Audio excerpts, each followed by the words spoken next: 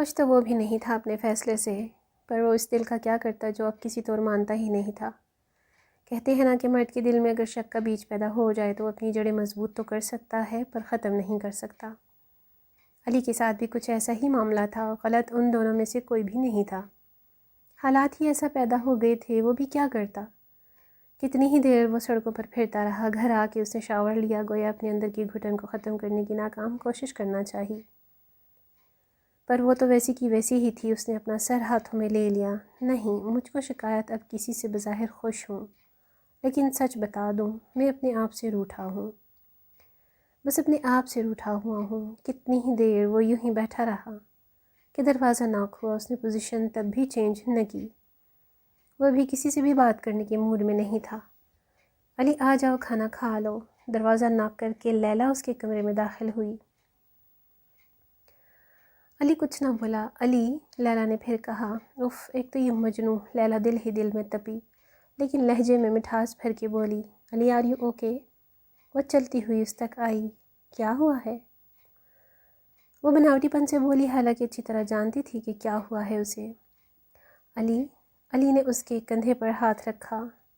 علی چونکا، پھر اس کا ہاتھ اپنے کندھے پہ دیکھ کے غصے کی ایک لہر اس کے رگ و پے میں دوڑ گئی۔ ڈونٹ ٹچ می لیلا، یہ کیا طریقہ ہے؟ اور یہ تم کس سے پوچھ کے میرے روم میں آئی ہو؟ لیلا بہت چنکا سی اسے دیکھ رہی تھی۔ علی، میں نے تو کھانے کے لیے تم کھانے کے لیے بلانے آئی ہو؟ فاطمہ کہاں ہے جو تم آئی ہو؟ چلو نکلو یہاں سے فوراً۔ علی نے لحاظ بالائے طاق رکھ کر کہا اور دروازے کی طرف اشارہ کیا۔ علی، یہ تم مجھ سے کس طرح بات کر رہے ہو؟ میں مہمان ہوں۔ لیلا نے کہا، تو کیا مہمان ہر ایک کے کمرے میں یوں منہ اٹھا کے آ جاتے ہیں؟ مہمان ہو تو مہمان بن کے رہو، آئی سمجھ؟ اور تمہیں پتہ نہیں ہے کہ غیر آدمیوں کے کمرے میں یوں منہ اٹھا کے نہیں آتے ہیں؟ علی نے غصے میں اسے اچھی خاصی جھاڑ پلا دی تھی۔ لیلا کا چہرہ دھواں دھواں ہو رہا تھا۔ پلیز، علی نے پھر دروازے کی طرف اشارہ کیا، جس کا مطلب تھا دفع ہو جاؤ۔ لیلا تلملاتی ہوئی باہر نکل گئی۔ یشل نے اپنے آپ کو پڑھائی میں بے حد مصروف کر لیا تھا۔ ہائے بہنا، ابھی بھی وہ کتابوں میں سر کھپا رہی تھی کہ ارسلان بھائی کی آواز پہ چونکی، کیسی ہو؟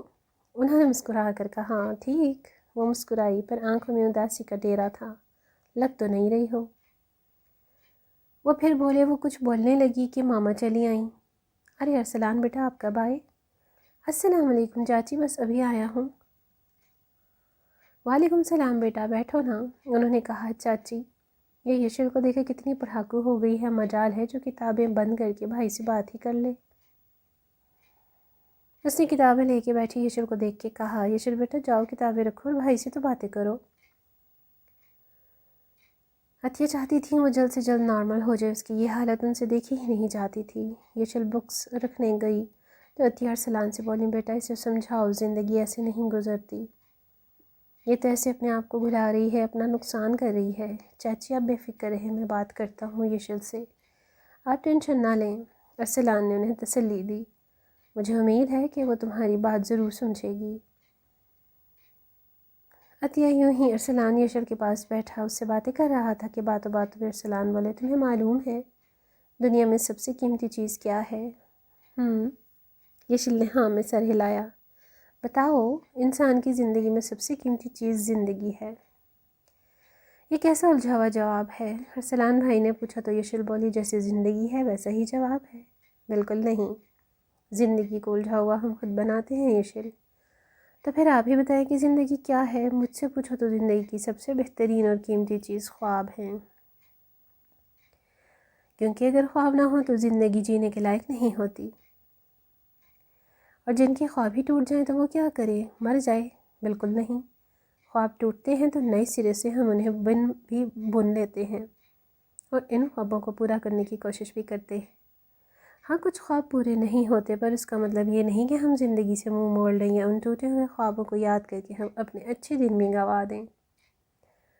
یشل، زندگی ہمیشہ جینے کا نام ہے، اسے گزارو مت، نئے سرے سے خواب دیکھو اور اسے پورا کرنے کی کوشش کرو۔ یہ بہت مشکل ہے ارسلان بھائی، یشل دکھ سے بولی۔ مشکل ہے، پر ناممکن تو نہیں۔ تم کسی ایک کی یاد میں اتنے سارے محبت کرنے والوں کو دکھ دے رہی ہو یشل۔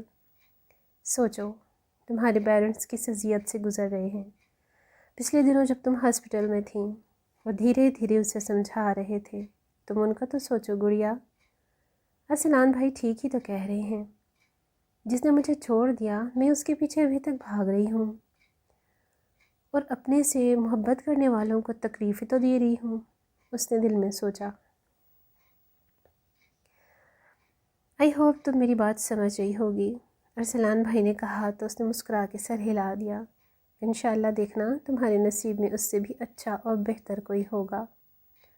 उन्होंने मुस्कुरा के कहा तो येशल खामोश हो गई। क्या कहती कि ज़रूरत अच्छे की नहीं होती, उसकी मोहब्बत होती है जिससे मोहब्बत हो।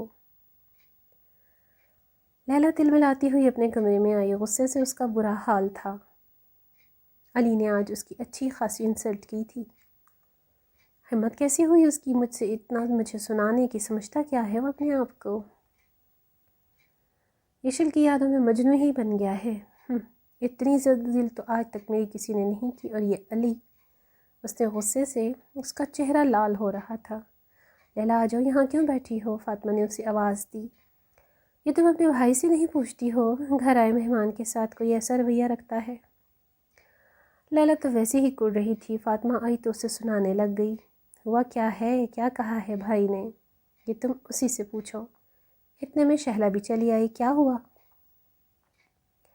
अभी अली ने मेरी बहुत इंसल्ट की है। हालांकि आपने ही मुझे कहा था ना कि अली को खाने के लिए बुला लूँ। व्हाट? अली ने इंसल्ट की तुम्हारी? शहला मुड़ी और अपनी सास को मुखातिब करके बोली।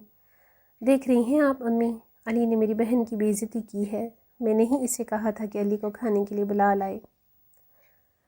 शोर की आवाज़ पे अली भी रूम से बाहर आया। अली मैं क्या सुन रही हूँ? तुमने लैला से बदतमीज़ी की है? मैं ऐसा तो नहीं समझती थी तुम्हें। अली खामोश खड़ा था। लैला को लगा वो उससे माजरत करेगा अपने रवैये के ऊपर।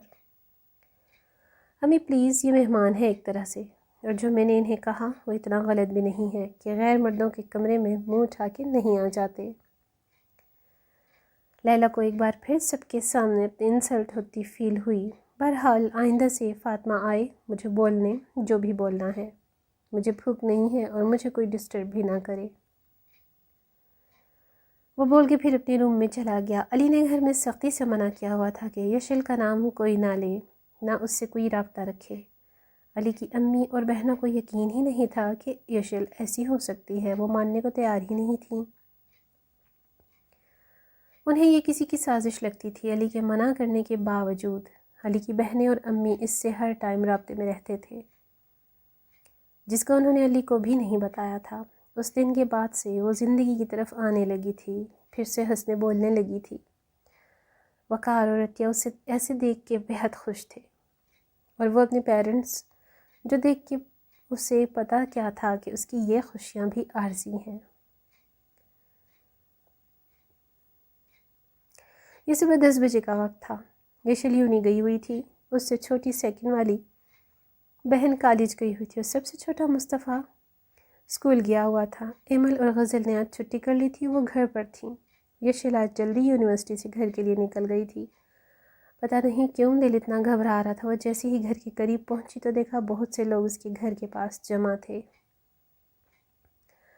कुछ लोग घर के अंदर थे। उसका दिल घबराया। तेज़ी से चलते हुए वो घर के करीब पहुंची तो किसी की आवाज़ उसके कान में पड़ी।